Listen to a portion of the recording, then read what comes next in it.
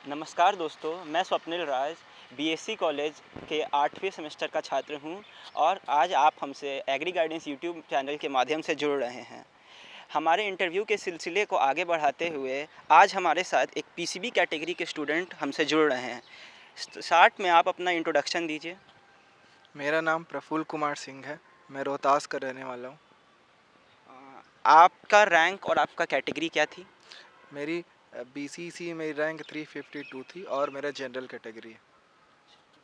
आपने बीसीईसी की पढ़ाई खुद से की थी या कोचिंग भी लिया था?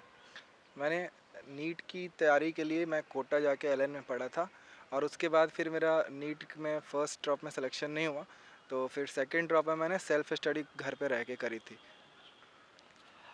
कोई यूट्यूब चैनल जिसको आपने फॉलो किया हो यहाँ के एग्ज़ाम के प्रिपरेशन के लिए?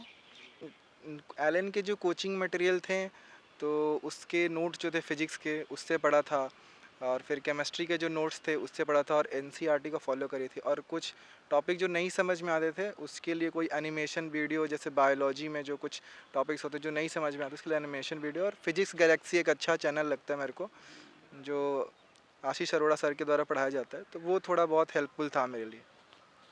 जैसे कि हमारे बीसीईसी एग्ज़ाम में पीसीबी और सीबीए दोनों के स्टूडेंट्स आते हैं, तो मान लीजिए आप तो पीसीबी से हैं, तो फिज़िक्स की आपने स्पेशल एक यूट्यूब चैनल देखा, आपने आइलैंड में जाके पढ़ाई की। पर जनरली जो सीबीए स्टूडेंट्स होते हैं वो उनका केमिस्ट्री और बायोलॉजी भी काफ़ी वीक होता है, या फिर जो बायोलॉजी स्टूडेंट होते हैं उनको भी उतना आइडिया नहीं होता है कि बीसीईसी एग्ज़ाम में किन पोर्शन से ज़्यादा आएगा, ये किस पोर्शन का वेटेज ज़्यादा होगा कहा जाए तो आप उसके बारे में क्या गाइड कर सकते हैं? हाँ, तो सबसे पहले हम बात करेंगे बायोलॉजी के बारे में, क्योंकि बायोलॉजी जो सब्जेक्ट है वो दोनों ग्रुप के लिए इम्पॉर्टेंट है। एग्रीकल्चर वालों के लिए भी इम्पॉर्टेंट है और बायोलॉजी ग्रुप वालों के लिए भी इम्पॉर्टेंट है। बट अगर किसी को भी बीसीईसी में सिलेक्शन चाहिए तो सबसे पहले उसका एनसीईआरटी क्लियर होना चाहिए। अगर आपने एनसीईआरटी से पढ़ाई करी है तो आपके 85% क्वेश्चन वहीं सॉल्व हो जाते हैं। और केमिस्ट्री में भी अगर आपका एनसीईआरटी क्लियर है और आपने एनसीईआरटी फॉलो करा और एनसीईआरटी सिर्फ आपसे पढ़ो, बीसीईसी में आपका सिलेक्शन हो जाएगा। और जहाँ तक फिजिक्स की बात करो तो फिजिक्स में एनसीईआरटी ना भी पढ़े तो चलेगा, लेकिन आपके थोड़े फंडामेंटल क्लियर होने चाहिए, बेसिक्स थोड़ी क्लियर होनी चाहिए फिजिक्स के लिए।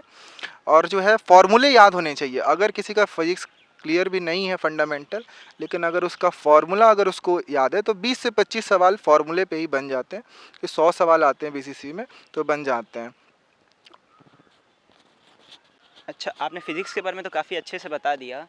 आप केमिस्ट्री और बायोलॉजी के लिए क्या किया जाए इसके बारे में बताएं। तो सबसे पहले हम बात करेंगे कि बायोलॉजी कैसे तैयार करें, क्योंकि बायोलॉजी एक स्कोरिंग सब्जेक्ट है दोनों ग्रुप के लिए। तो सबसे पहले उनको क्या करनी है कि एनसीईआरटी की एक एक लाइन कह क्या रही है वो समझना है, अंडरस्टैंड करना उनको। तो उसके लिए उनको जाना है और यूट्यूब पे जाके, अगर रिसोर्सेज अवेलेबल नहीं है तो यूट्यूब पे जाके लिखे NCERT line to line explain, तो वो वाली वीडियो वो देखें और एनसीईआरटी की एक लाइन को पहले समझें।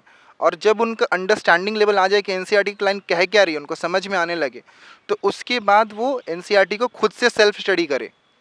और एनसीईआरटी को सेल्फ स्टडी के बाद फिर वो मल्टीपल रिवीजन करे और पीवाईक्यू लगाएंगे तो उनको पता चलेगा कि अच्छा मेरी तो बायोलॉजी बन रही है, बायोलॉजी क्वेश्चन सारे बन रहे हैं। अब बात करते हैं केमिस्ट्री के बारे में। तो केमिस्ट्री को भी इसी तरीके से करना है। अगर आपके इनऑर्गेनिक पोर्शन में क्या होता है कि इनऑर्गेनिक पोर्शन ज़्यादा कंसेप्चुअल नहीं होता। अगर कोई बंदा नीट की तैयारी कर रहा है तो बहुत सारा चीज़ वो जान रहा होता पहले से ही। तो इनऑर्गेनिक के लिए भी अगर किसी कंसेप्ट सही नहीं है तो यूट्यूब के हेल्प ले सकता है किसी भी चैनल से, जो भी उसको सुटेबल लगे। और फंडामेंटल थोड़े समझने के बाद बेसिक्स, बेसिकली इनऑर्गेनिक में रटना ही होता है और एनसीईआरटी ही रटनी होती है। ऑर्गेनिक में आपको रिएक्शन मैकेनिज्म के कंसेप्ट समझने पड़ेंगे, उसके बाद एनसीईआरटी के नेमिंग रिएक्शन आप रट जाओ। और बात करें फिजिकल में, तो फिजिकल में आप पहले फार्मूले रटो और मैक्सिमम टू मैक्सिमम जितने सवाल लगा सकते हो आप लगा लो, आपका केमिस्ट्री हो जाएगा। कुछ कुछ चीज़ें मैं फिजिक्स में ऐड करना चाहूँगा कि फिजिक्स में जैसे कुछ कुछ पोर्शन है वहाँ पे स्पेसिफिक ध्यान देना। जैसे मैकेनिक्स है, वहाँ से बहुत सवाल आते हैं। मैकेनिक्स में भी कुछ 3-4 टाइप के क्वेश्चन होते हैं जो हर साल लगभग रिपीट होते हैं, कि अगर एक लिफ्ट ऊपर जा रहा है और लिफ्ट नीचे आ रहा है तो उस पर क्या असर होगा। फिर एक आता है कि चेन वाला, कि एक एक चेन है और उसका 2/3 पार्ट टेबल पे, 1/3 पार्ट नीचे लटका होता है, तो वर्क डन क्या होगा। फिर उसके बाद अगर न्यूक्लियर फिजिक्स की बात करें तो ये पूछेगा कि अगर बीटा पार्टिकल एमिट हो गया तो न्यूक्लियस में क्या बचा हुआ है। और फिर थोड़ा सा एक और बहुत स्कोरिंग सब्जेक्ट टॉपिक जो है फिजिक्स में वो है सेमीकंडक्टर। वहाँ से अगर आप जनरल डायोड इमीटर इन सब का थोड़ा नॉलेज लें तो काफ़ी बेहतर होगा। बाकी अगर रे ऑप्टिक्स की बात करें तो अगर रे ऑप्टिक्स एक काफ़ी थोड़ा सा मुश्किल सब टॉपिक है वो, बट अगर वो ना भी आता और इन टॉपिक्स को किसी ने कवर कर लिया तो मैक्सिमम पोर्शन उसका कवर हो जाता है। और अगर बात करें इलेक्ट्रिक करंट में, तो इलेक्ट्रिक करंट में सीरीज़ और पैरेलल कॉम्बिनेशन देख लें, उससे सवाल बिल्कुल आते हैं, हर साल आते हैं। और मैग्नेटिज्म में अगर बात करें तो मैग्नेटिज्म में यही है कि आपको सेमी इनफाइनाइट वायर पे क्या मैग्नेटिक फील्ड होगा, सेमी इनफाइनाइट वायर पे क्या मैग्नेटिक फील्ड होगा, फाइनाइट वायर पे क्या मैग्नेटिक फील्ड होगा, सर्कल में क्या होगा, सोलिनॉइड के क्वेश्चन बहुत फेमस है, वो क्या होगा। तो ये चीज़ें होनी चाहिए और सबसे पहले फॉर्मूला रटना चाहिए। बायो की बात करें तो इकोलॉजी बहुत इंपॉर्टेंट है, और फिर इधर बात कर ले अपनी बोटैनी, प्लांट फिजियोलॉजी बहुत इंपॉर्टेंट है। और बायो में जो है सिर्फ और सिर्फ आप चैप्टर ना पढ़ें, साथ में इंट्रोडक्शन भी पढ़ें, क्योंकि कुछ चीज़ें होती हैं जो चैप्टर में नहीं होता है। जैसे बहुत सारे पोर्शन मैंने पढ़ा बायो को, मैंने 20 से 25 बार बायो की एनसीईआरटी पढ़ी है।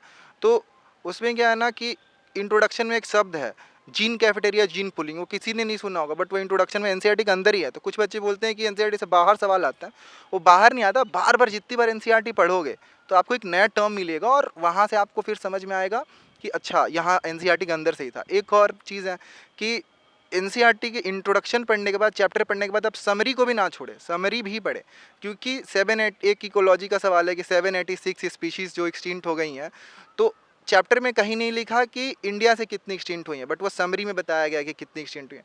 फिर उसके बाद एक और चैप्टर से जैसे मैं बता, और समरी करने के बाद आप बैक साइड क्वेश्चंस भी करें, वो भी बहुत इंपॉर्टेंट है। क्योंकि जैसे एक और सवाल है कि जो जॉइंट्स हैं, जो स्केलेटन सिस्टम है, जैसे कि जो हमारे शोल्डर में बॉल इन मूवमेंट जॉइंट होता है, तो वैसे एक बैक साइड क्वेश्चन है कि फेलेंजेस में कौन से जॉइंट होते हैं। वो कहीं पे भी नहीं है, ना इंट्रोडक्शन ऑफ द चैप्टर में है, ना ही चैप्टर में और ना ही समरी में, बट वो बैक साइड क्वेश्चन में जरूर है। तो आप बैक साइड भी करें। तो एनसीईआरटी को इतने डेप्थ में आपको पढ़नी है, पहले समझना है, फिर आपको सेल्फ स्टडी करनी है, और फिर मल्टीपल टाइम्स आपको रिवीजन करना है, पीवाईक्यू लगाने हैं, बन जाएगा आपका बीसीसी एग्ज़ाम, बिल्कुल निकल जाएगा।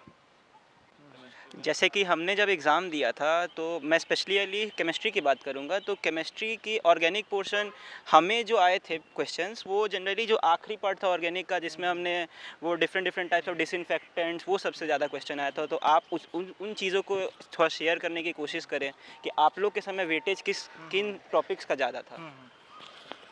तो अब जो नया जो ट्रेंड है, आज से 5-6 साल पहले जो सवाल आते थे वो जनरली बैक साइड, जो सरफेस केमिस्ट्री हो गई, केमिस्ट्री इन एवरीडे लाइफ हो गई, और उन सारे जो एक मेटलर्जी, इन सब से मैक्सिमम क्वेश्चन उठते थे बीसीसी में। लेकिन अब जो ट्रेंड है, तो अब ऐसे भी एनटीए ने इस साल इन सारे चैप्टर को सिलेबस आउट ऑफ हटा दिया है। तो इन चीज़ों को अब करने की ज़रूरत नहीं है। अब जो आपको मेनली फोकस, अगर मैं प्रीवियस ईयर मेरे टाइम की बात करूँ और पेपर एनालिसिस की मैं बात करूँ, मैंने कर रहा है, तो उस हिसाब से आपको एल्डिहाइड कीटोन पे बहुत फोकस करना चाहिए। उससे सवाल बहुत अच्छे आए हैं और हर सवाल बन सकते हैं। और ख़ास करके मैं बार बार बोलूँगा, एनसीईआरटी के नेमिंग रिएक्शन तो करने ही करने हैं आपको। और फिर आपकी बात करिए इनऑर्गेनिक पोर्शन में बात करते हैं, इनऑर्गेनिक में सबसे अच्छा आपको पहले एस ब्लॉक आपका क्लियर है तो पी ब्लॉक में आपको केमिकल बॉन्डिंग सबसे पहले क्लियर कर लो। पूरी इनऑर्गेनिक की जो बेस होती है वो केमिकल बॉन्डिंग ही आपको सिखाती है, कि आपको दिक्कत नहीं आएगी फिर इनऑर्गेनिक पढ़ने में कि इनर्ट फेयर इफेक्ट क्या होता है, या फिर और कोई चीज़ जो कंसेप्ट लगते हैं इनऑर्गेनिक में, तो वहाँ दिक्कत नहीं है। लेकिन पी ब्लॉक ज़्यादा इंपॉर्टेंट है। फिर पी ब्लॉक के बाद आप एस ब्लॉक पढ़ लो, ठीक है, और फिर केमिकल बॉन्डिंग पढ़ लो, ये बहुत इंपॉर्टेंट होगा। फिजिकल केमिस्ट्री में अगर बात करें तो इलेक्ट्रोकेमिस्ट्री हो गई, और फिर उसके बाद एक वो थर्मोडायनेमिक्स बहुत इंपॉर्टेंट है, equilibrium, ionic equilibrium, chemical equilibrium बहुत इंपॉर्टेंट है। तो ये सारी जो चैप्टर्स हैं वो बहुत ज़्यादा इंपॉर्टेंट रखते हैं।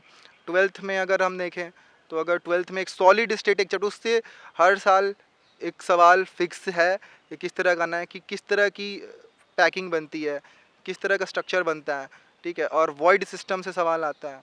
तो एक सॉलिड स्टेट भी काफ़ी एक इंपॉर्टेंट चैप्टर है 12th से अगर बात करें तो। अगर हम केमिस्ट्री सब्जेक्ट की वापस से बात करें, तो आपको क्या लगता है कि 11th पोर्शन से ज़्यादा आता है या 12th पोर्शन से ज़्यादा आता है? अगर हम बीसीसी एग्ज़ाम को ध्यान में रखते हुए अगर बात करते हैं तो सबसे ज़्यादा जो अभी वेटेज है वो 11th चैप्टर का ही है। 12th चैप्टर से थोड़ा कम वेटेज है, लेकिन 12th चैप्टर में जो पर्टिकुलरली इनऑर्गेनिक के साइड में जाएंगे तो थोड़ा इंपॉर्टेंट हो जाता है, जैसे हैलोजन सीरीज़ वगैरह, वो जो है वो एक वहाँ पे एक इम्पोर्टेंट प्ले करता है। हाँ, तो वहाँ पे एक डी ब्लॉक वगैरह तो वो थोड़ा हो जाता है, बट अगर टोटली देखा जाए तो 11th का वेटेज ज़्यादा है as comparison to 12th। But शायद इस साल क्लियरली मुझे नहीं पता कि शायद इस बार 11 12 दोनों का ही सिलेबस आएगा।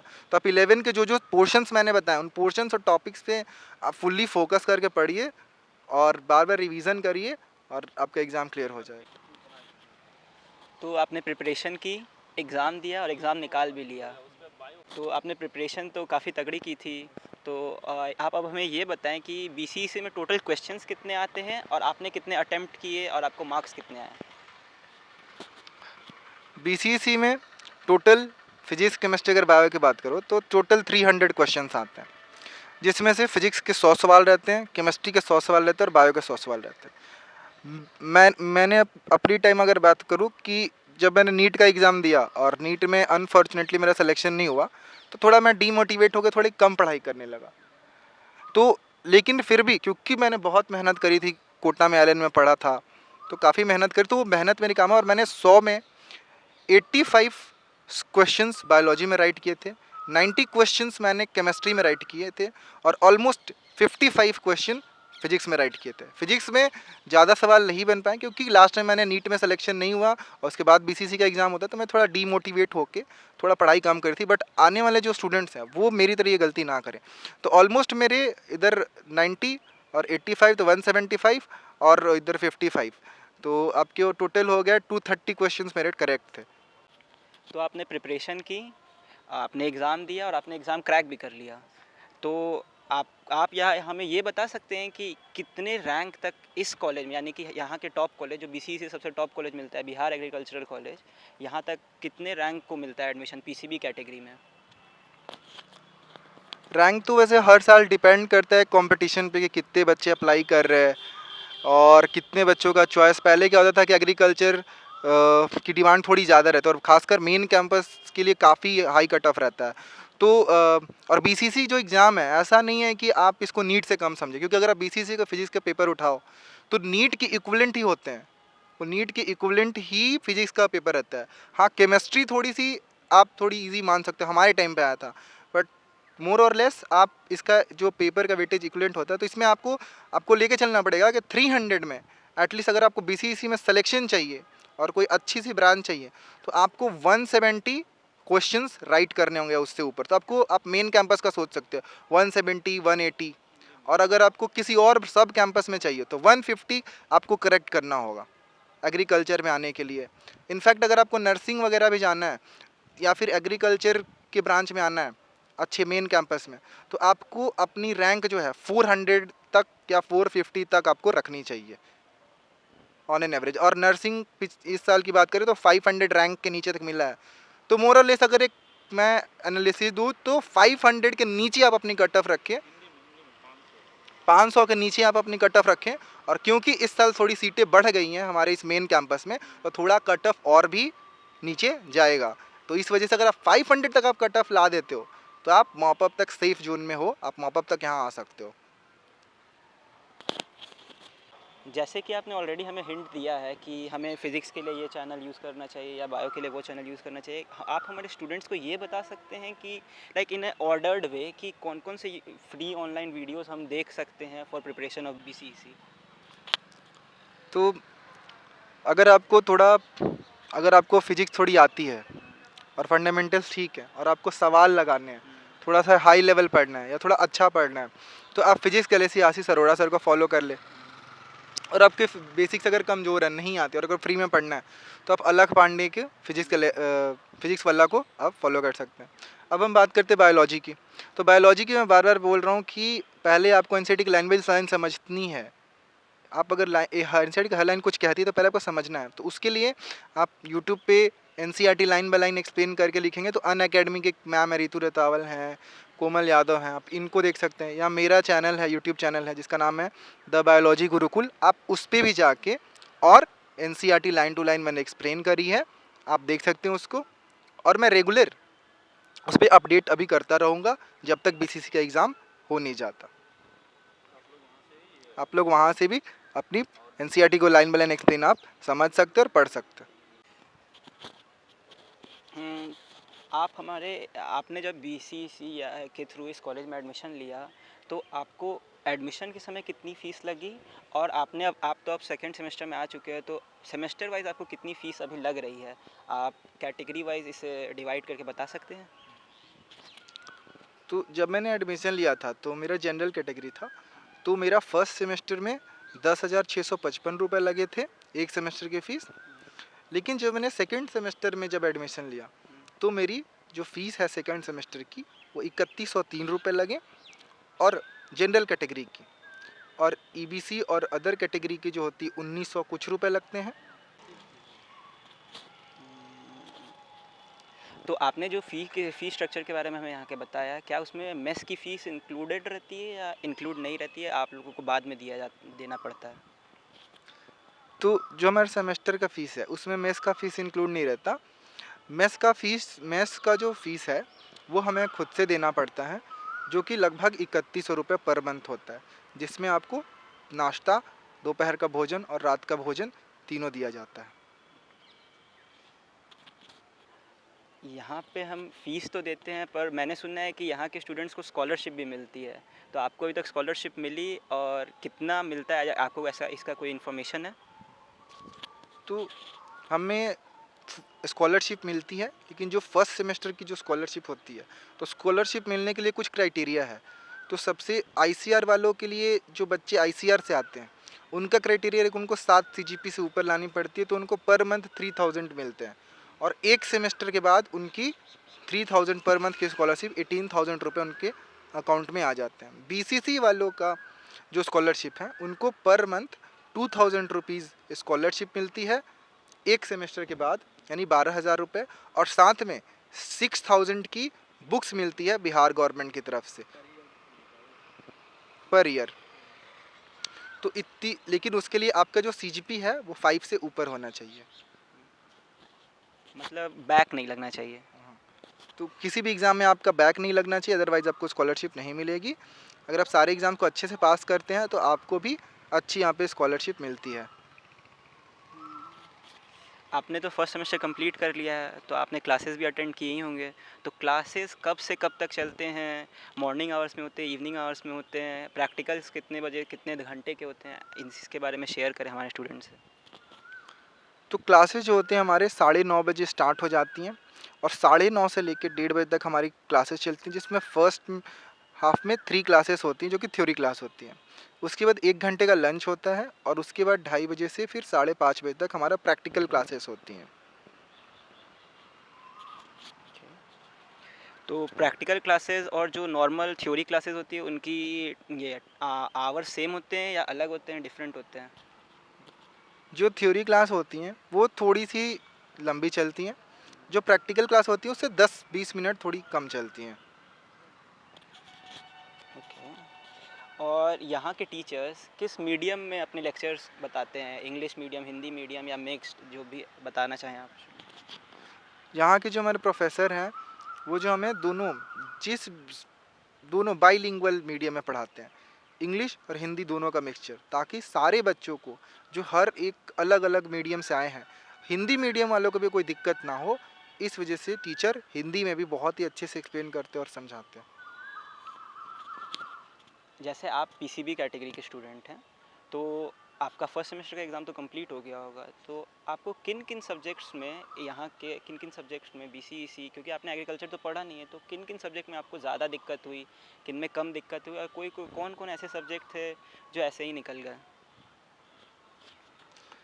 जो तो अगर आप थोड़ा पीसीबी ग्रुप से हो तो बायोटेक्नोलॉजी वगैरह थोड़ा आपके लिए आसान हो जाता है, लेकिन जो एग्रोनॉमी है तो वहाँ पे आप टोटली, अगर आप पीसीबी से हो तो अनअवेयर होते हो, एग्रीकल्चर के बारे में आपको नहीं पता होता, तो थोड़ा आपको एग्रोनॉमी लग सकता है कि थोड़ा नया लग सकता है। बट क्योंकि आप पीसीबी वाले जनरली इंग्लिश मीडियम से होते हैं, तो काफ़ी आपको मतलब थोड़ा अच्छा ही लगेगा, थोड़ा बहुत नया चीज़ समझने मिल सकता है, और फिर बाद में वो भी आपको अच्छा लगने लगता है। हाँ, तो इंटरव्यू को एंड करते हुए हमारे आने वाले स्टूडेंट्स के लिए आपके पास कोई सजेशन होगा? आने वाले जो भी हमारे स्टूडेंट्स हैं उनके लिए मेरा यही सजेशन है कि आप जो है मन लगा के पढ़िए, और एनसीईआरटी से बाहर आप कुछ मत पढ़िए। बायोलॉजी केमिस्ट्री के लिए तो एनसीईआरटी से बाहर आपको कुछ पढ़ना ही नहीं है। सिर्फ और सिर्फ आप एनसीईआरटी पढ़िए, लाइन बाय लाइन पढ़िए, उसको बार बार रिवाइज करिए। एक बार अगर आपने समझ लिया तो फिर आपको एक बार वीडियो देख के समझना है, फिर बुक बंद करनी है और फिर उसकी सेल्फ स्टडी करनी है। इंपॉर्टेंट लाइन मार्क करना है। फर्स्ट टाइम आपको इंपॉर्टेंट लाइन मार्क करने हैं, सेकेंड टाइम भी आपको इंपॉर्टेंट लाइन मार्क करना है, और उसके बाद सिर्फ और सिर्फ जो आपने इंपॉर्टेंट लाइन मार्क किया उसको ही पढ़ना है, चाहे बायोलॉजी हो चाहे केमिस्ट्री हो। और एनसीईआरटी की बुक बहुत ज़्यादा मोटी नहीं होती, तो आप उसको कवर कर सकते हो। आई थिंक अभी 2 महीने एग्ज़ाम में आप बहुत अच्छे से कवर कर सकते हो। आप मेहनत करो और बहुत अच्छे से पढ़ो, कर सकते हो। केमिस्ट्री की बात करें तो केमिस्ट्री में 3 पोर्शन है, और तीनों पोर्शन को कैसे पढ़ना है, क्या पढ़ना है, मैंने बता दिया आपको। पढ़ने समझने के बाद आपको मैक्सिमम टाइम रिवीजन करना है, कि अगर आप रिवाइज नहीं करोगे तो आप एग्ज़ाम के एक दिन पहले आपके पास इतना टाइम नहीं होगा कि आप पूरी बुक या पूरे नोट्स को खोल के पढ़ पाओ। इतना आपके पास टाइम होता नहीं है। तो जनरली मैंने क्या किया था कि जब मैं नीट की तैयारी करता था तो मैंने शॉर्ट नोट्स बना लिए थे सारे चैप्टर्स के। करीबन इनऑर्गेनिक की बात करूँ, मैंने 8 पेज में 9 पेज में सारे इनऑर्गेनिक के चैप्टर के शॉर्ट नोट्स बना लिए थे। सिमिलर ऑर्गेनिक में भी मैंने यही करा था, और फिजिकल केमिस्ट्री में फॉर्मूले के जो शॉर्ट नोट्स बना लिए थे, एक पेज में 2 डिवीज़न करके मैंने शॉर्ट नोट्स बना लिए थे। और जनरली आप किसी भी टॉपर्स के आप इंटरव्यू सुनो, सब के सब यही बोलते हैं कि आप अपने शॉर्ट नोट्स बनाओ और मैक्सिमम टाइम रिवाइज कर जाओ। कि आपके पास इतना एग्ज़ाम के 2 दिन बचे हुए हैं, तो आपके पास इतना टाइम नहीं का बुक खोल के देख रहे हो, नहीं। और बायोलॉजी में आप इतनी बार पढ़ जाओ कि आप बुक खोलो, आप आंख बंद करो तो एनसीईआरटी की एक लाइन आपको दिमाग में दिखनी चाहिए, इतनी बार पढ़ जाओ। और केमिस्ट्री में भी शॉर्ट नोट्स आपको इसीलिए बना लेने हैं कि आप 10 बार 12 बार 15 बार अगर आप रिवाइज कर लेते हो तो आपके दिमाग में सेट एक इम्प्रिंट बन जाता है कि आप एक नज़र डालते हो तो आपको याद आ जाता है कि अच्छा इसके बाद ये था ये था ये था। तो इसको बोलते हैं फोटोग्राफिक मेमोरी क्रिएट करना। तो अगर आप थोड़ा स्मार्ट वर्क पढ़ोगे रादर देन हार्ड वर्क करने से, तो बहुत बेहतर रिजल्ट लेके आ सकते हो। और उसके बाद एक वीडियो मतलब कि बता लेंगे डिटेल में कौन सा चैप्टर में कौन सा चैप्टर ज़्यादा इंपॉर्टेंट है, तो उसके बारे में बोलो कि वो बता इस पे बीसीसी एग्ज़ाम पे क्या क्या पढ़ना है, क्या क्या नहीं पढ़ना है, और कौन कौन से चैप्टर उसके अच्छे लिए एक से पढ़ना है, डिटेल्ड वीडियो इसका वीडियो मैं मेरा एक डिटेल्स में आएगा, वो भी आप लोग को जरूर देखें। वो आप लोग देखिए। बाकी जो कौन कौन सा, जैसे कि कौन कौन सा सब्जेक्ट में कौन कौन सा पोर्शन आपको किस वेटेज में पढ़ना है, जैसे आप देखो कि प्लांट फिजियोलॉजी से मैक्सिमम क्वेश्चन आ जाते हैं, तो पहले आपको वो ख़त्म करना है, ठीक है। तो इस सीक्वेंस में ख़त्म करना है कि जो ज़्यादा इंपॉर्टेंट है उसको पहले ख़त्म करना है, जो लेस इंपॉर्टेंट है उसको बाद में ख़त्म करना है। तो ये जो वेटेज का जो बायोलॉजी में जो टॉपिक है, इसकी पूरी एक detail video agri guidance channel पे आ जाएगी, मेरे चैनल पे भी आ जाएगी। तो आप एग्री गाइडेंस से जुड़े रहें, और उस पर आपको डिटेल्ड वीडियो एक फिजिक्स की भी मिल जाएगी, किस टॉपिक को आपको पढ़ना है, केमिस्ट्री की भी मिल जाएगी और बायो की भी मिल जाएगी। तो आप एग्री गाइडेंस से जुड़े रहें और फॉलो करें। आज के लिए इतना ही। अगर ये वीडियो आपको अच्छा लगा हो तो इसे शेयर ज़रूर करें, इस चैनल को सब्सक्राइब करें और वीडियो को लाइक करना बिल्कुल ना भूलें। आशा करता हूँ कि आप इस यूट्यूब चैनल पे वापस आएंगे।